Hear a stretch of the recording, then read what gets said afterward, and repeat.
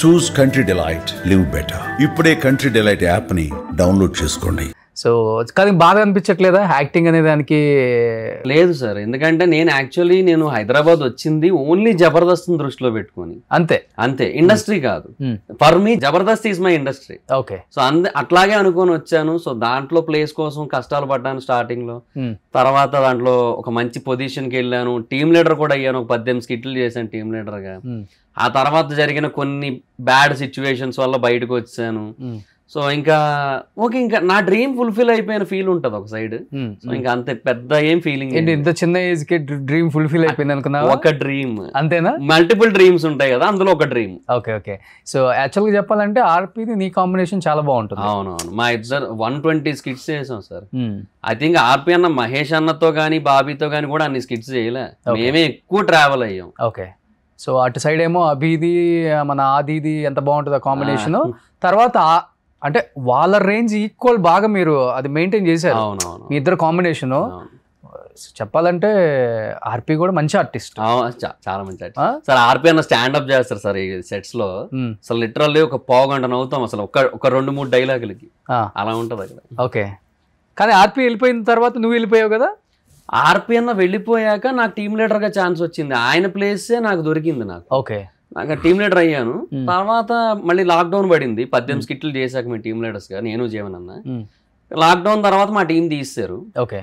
తర్వాత ఆర్టిస్ట్ గా మళ్ళీ చేశాను, కంటిన్యూ చేశాను.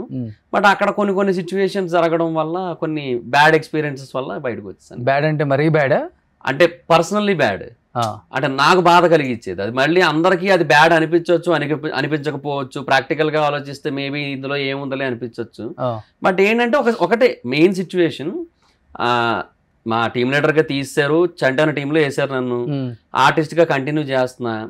సో అంతవరకు చేసిన దానికి కూడా ఎక్కడో వాల్యూ ఏమి ఇవ్వలేదు అనిపిస్తుంది. ఎందుకంటే కొన్ని స్కిట్స్ లో జస్ట్ జైలు కొట్టే క్యారెక్టర్లు ఉంటాయి కొన్ని. అవి ఎవరికి ఇస్తారు అనేది అక్కడ జబర్దస్త్ లో వాళ్ళకి తెలుసు యాక్చువల్లీ.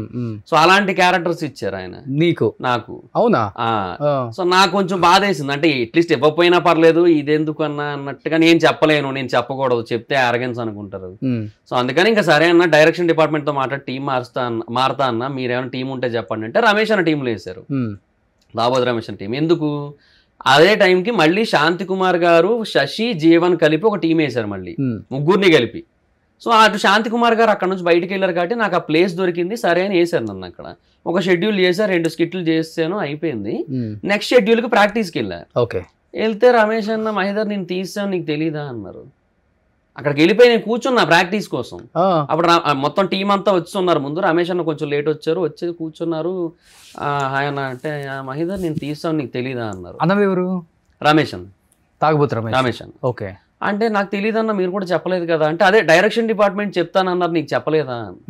లేదన్నా అని చెప్పి నేను ఒక ఎగ్జిక్యూటివ్ దగ్గరికి వెళ్ళాను. అప్పుడు జబర్దస్త్ ఎగ్జిక్యూటివ్. ఆయన దగ్గరికి వెళ్ళి అడిగాను, ఏందన్నా ఇట్లా ఈయన ఫైట్ చేయలేదా తాగుబోతు రమేష్ గారు? దానికి రీజన్ ఏంటి, శాంతి కుమార్ గారు మళ్ళీ వచ్చారు. అక్కడ ఆయనకి ఫ్రస్ట్రేషన్ వచ్చి, ఆయనకి ఏదో కుదరలేదు, వచ్చారు ఆయన. ఆయనతో పాటుగా నరేష్ ను కూడా ఇచ్చారు వీళ్ళు, మన జబర్దస్త్ నరేష్. సో తనని ఇచ్చారు. సో నరేష్ ఏంటంటే ఒకటి punch based artist, 2 drama based artist కూడా. నేను ఓన్లీ పంచ్ బేస్డ్ ఆర్టిస్ట్ కదా. సో ఆయనకి బెటర్ ఆప్షన్స్ దొరికాయి. సో ఆయనకి ఏమనలేదు, ఆయన ఏం అనుకోలేదు ఆయన. సో సరే నేను డైరెక్షన్ డిపార్ట్మెంట్ దగ్గరికి వెళ్ళాను. అన్న నాకు చెప్పలేదన్నా అంటే, అదే మహేదర్ ఇట్లా జరిగింది, కొన్ని మార్పులు అయ్యాయి, నిన్ను చూద్దాం ఇంకో టీంలో ఎక్కడైనా ఇరికిద్దాంలే, నీకు చెప్పలేదంటే, అదే నువ్వేం పెద్ద పట్టించుకో, పెద్ద ఫీల్ కావు కదా, అందుకే నీకు చెప్పలేదు అన్నారు.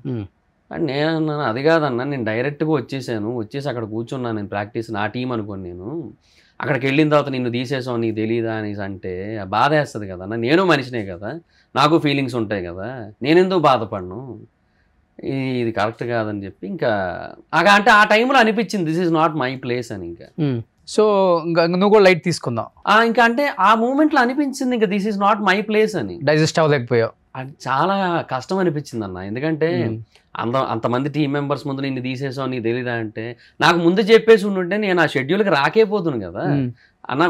చెప్పొచ్చు, ఒక మెసేజ్ పెట్టచ్చు, నేను ఎవరో ఒకరితో అప్పుడు ఆ తర్వాత షెడ్యూల్కి మాట్లాడుకొని అప్పుడు వాళ్ళ టీం దగ్గరికి వెళ్ళి ఉందును. సో నాకు అది తీసుకోలేకపోయాను. సో కీర్తి గారి దగ్గరికి వెళ్ళాను, సార్ ఇట్లా ఇది సార్ జరిగింది, ఇంకా నేను టీమ్ లీడర్గా అయితేనే ఉండగలను సార్, లేదంటే వెళ్ళిపోతాను సార్, ఇక్కడ నాకేమో బాధగా అనిపించింది సార్ అంటే, ఇంకెక్కడైనా ఏమైనా ఛాన్సెస్ వచ్చాయా, ఇంకెక్కడైనా ఆప్షన్ ఉందా అన్నారు. అంటే అదిరింది అప్పుడే స్టార్ట్ అయింది కదా, దానికోసం అన్నట్టు అడిగారు. అలా ఏం లేదు సార్, ఇక్కడే నాకు ఇక్కడ బాధ కలిగింది అంతే అని చెప్పాను. ఒక 3 days టైం మహిదర్ అన్నారు. 3 days తర్వాత ఇంకా లేదు అన్నారు. ఇంకా అంతే ఇంకా యాక్చువల్గా చెప్పాలంటే నువ్వు పంచులు చాలా బాగా రాస్తావు. అట్ ది సేమ్ టైమ్ మీ ఇద్దరు కాంబినేషన్ పేలటానికి కూడా వన్ ఆఫ్ ద రీజన్ నువ్వు రాసిన డైలాగ్సే. అంటే మా దాంట్లో అయితే రాజ్ కుమార్ అనే ఎక్కువ. అదే రాజ్ కుమార్ నువ్వు ఏదైతే ఒకప్పుడు ఆది మంచి డైలాగ్ రైటర్, ఆర్టిస్ట్ ఏం కాదు, మంచి డైలాగ్ రైటర్. తన పంచుల్ని తనే చెప్పడంతో అది బాగా ఫ్లో బాగా పేలింది. ఎలా చెబితే పేలుతుందో ఆయనకి ఐడియా ఉంది. మహిదర్ కూడా ఇంచుమించు ఆది లాంటి ఒక స్టేచర్ ఉన్నోడే, ఆదిలాగా పంచులు రాయగలిగిన వాడే, స్టేజ్ మీద కూడా ఆ మాత్రం యాక్టింగ్ చేయగలిగిన వాడే. చాలా మంది జూనియర్ ఆది అని అన్నారు సార్. ఆ స్టేజ్కి వెళ్తున్న టైంలో కావాలని మహిదర్ని కొంత రాజకీయం చేసి తొక్కేసి బయటికి పంపిద్దామన్న ప్రయత్నం అయితే కొంతమంది ఒక టీం చేశారు.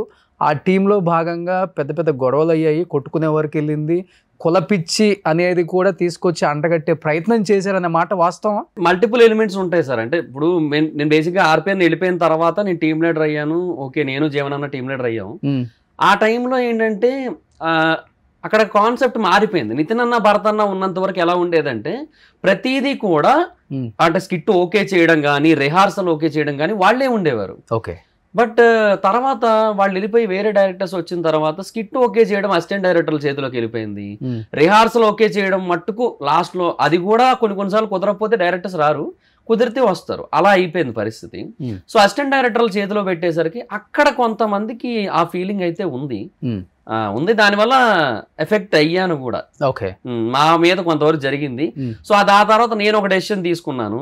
ఇప్పుడు అది ఆ రీజన్ నేను పర్టికులర్ గా పేర్లు చెప్దామంటే ఎందుకో కొంచెం చెప్పొచ్చు, నో ప్రాబ్లం, ఏముంది. ఆర్పి బయటకు వచ్చి చెప్పాడు, ఏమైంది? నిజం ఎప్పుడైనా కానీ బయటకు వచ్చి చెప్పాల్సిందే, తప్పదు. అది నిజం దాచితే ఏమో సార్, అంటే అది నిజమో కాదో నేను చెప్పలేను, బట్ నా మనసుకు అనిపించింది మాత్రమే చెప్పగలను. చెప్పు. సో శేషు అని ఒక అసిస్టెంట్ డైరెక్టర్ ఉన్నాడు, తనకి అప్పచెప్పారనమాట మా టీంని ఆ టైంలో. సో అప్పచెప్పినప్పుడు మా దాంట్లో బాబు ఉండేవాడు. బాబు అని ఆర్టిస్ట్, అంటే ఎక్స్ప్రెషన్ సరిగ్గా రావని తన మీద జోక్స్ వేస్తుంటారు. యాక్చువల్లీ తను నా ఫ్రెండే, వాడి ఫ్రెండ్ పరంగా నాకు ఏ రోజు నాకు ఇబ్బంది అనిపించదు. కానీ సో శేషు అనే పర్సన్, బాబు అనే పర్సన్కి మాత్రమే సపోర్ట్ ఉంటాడు. టీమ్ లీడర్స్ మేమిద్దరం అనేది అసలు మర్చిపోయిన ఫీలింగ్ ఉంటుంది. కేవలం బాబే టీమ్ లీడర్ అన్నట్టే మాట్లాడేవాడు. బాబు క్యారెక్టర్కి ఎక్కువ లెంత్ పెంచమనేవాడు. ఏదైనా ఒక పంచి చెప్తే ఫస్ట్ నా క్యారెక్టర్కి అనేది అసలు వద్దు, ఈ క్యారెక్టర్కి వద్దు, అసలు ఈ క్యారెక్టర్కి ఇద్దామని. అంటే బాబు ఏదైతే క్యారెక్టర్ పర్ఫామ్ చేస్తున్నాడో దానికి ఇద్దామనేవాడు. బాబు కూడా అలాగే రాసుకునేవాడు ఆ టైంలో కొన్ని డైలాగ్స్. సో ఇట్లా జరిగింది. అప్పటికి ఆర్పి ఉన్నాడా? ఆయన లేరని వెళ్ళిపోయాడు. ఆయన వెళ్ళిపోయాకే నేను టీమ్ లీడర్. ఓకే, ఆయన లేరు. సో అట్లా జరిగింది. సో ఆ టైంలో ఇంకా మల్లెమాల బ్యాక్ సైడ్ ఒక రోజు ఆ టీ కోట్ ఒకటి ఉంటుంది, ఇప్పటికే అక్కడే ఉందంట అది. సో ఆ టీ కోట్ దగ్గర టీ తాగుతుంటారు ప్రాక్టీస్ టైంలో. ఇంకా అక్కడ ఒక రోజు నాకు శేషు గొడవ కూడా అయింది. భాస్కరన్ ఉన్నారు అక్కడ పక్కన, బుల్లెట్ భాస్కరన్. సో అంటే గొడవ అంటే మాటల్లోనే. ఆ శేషు ఏంటంటే నేను నా ఫ్రస్ట్రేషన్ ఇంకొక అసిస్టెంట్ డైరెక్టర్తో చెప్పుకున్నాను ఆల్రెడీ. అది ఆయన చెప్తారు కదా, మరి వాళ్ళంతా ఒక టీం కాబట్టి. శేషు ఇండైరెక్ట్ గా అంటున్నాడు, ఎవరో చెప్తున్నారట నా మీద ఇట్లాగా, నేను క్యాస్ట్ ఫీలింగ్ తో ఇట్లా చేస్తున్నాను అది ఇది అని చెప్పి అనేసి అది ఇండైరెక్ట్ గా అంటుంటే, ఏది ఎందుకు ఇండైరెక్ట్ గా అంటున్నావు, నేనే అన్నాను, నేనే చెప్పాను, ఇప్పుడు ఏంటి ఇప్పుడు అని నేను. ఓకే, అట్లా ఏం చెప్పావు నువ్వు? అదే తను క్యాస్ట్ ఫీలింగ్ తోనే సపోర్ట్ చేస్తున్నాడు బాబుని అనేసి నేను ఫీల్ అయ్యా. అదే నేను ఇంకొకరితో ఎక్స్ప్రెస్ చేసుకున్నాను. అది ఆయన అట్లా కాదు, నేను స్కిట్ బాగుండాలని చెప్పి ఏది బాగుంటే ఎవరికి బాగుంటే వాళ్ళకి నేను రాయించాను, వాళ్ళది అట్లా ముందు నడిపించాను అంతే అని చెప్పి తను. లేదు, నువ్వు ఈ ఫీలింగ్ తోనే చేసావు, అప్పుడు నువ్వు టీమ్ లీడర్లు ఫస్ట్ ప్రియారిటీయా, టీంలో వచ్చిన ఒక ఆర్టిస్ట్ ఫస్ట్ ప్రియారిటీయా నీకు, నువ్వు అది కూడా చూసుకోవాలి కదా. ఇప్పుడు ఇద్దరం పంచ్ బేస్డ్ ఆర్టిస్టులమే కదా. ఇప్పుడు నేను బేసిక్గా అసలు టీమ్ లీడర్ అయ్యింది ఇన్నాళ్ళుగా ఏ బేసిస్ మీద, పంచ్ బేసిస్ మీద. మా డౌట్ నువ్వు నాకు ఇవ్వకుండా ఆ పర్సన్కి ఇస్తే ఏంటి అర్థం? ఆ క్యారెక్టర్ డిమాండ్ చేసిందంటే ఈ క్యారెక్టర్ వేసినా పేలుతుంది కదా అది కూడా. ఇట్లా దానికి డిసిషన్ లేదు యాజ్ ఎ టీమ్ లీడర్ గా కాదండి. సుమన్ టీవీలో మీ పర్సనల్ అండ్ బిజినెస్ ప్రమోషన్స్ కోసం కింది నెంబర్కి కాంటాక్ట్ చేయండి.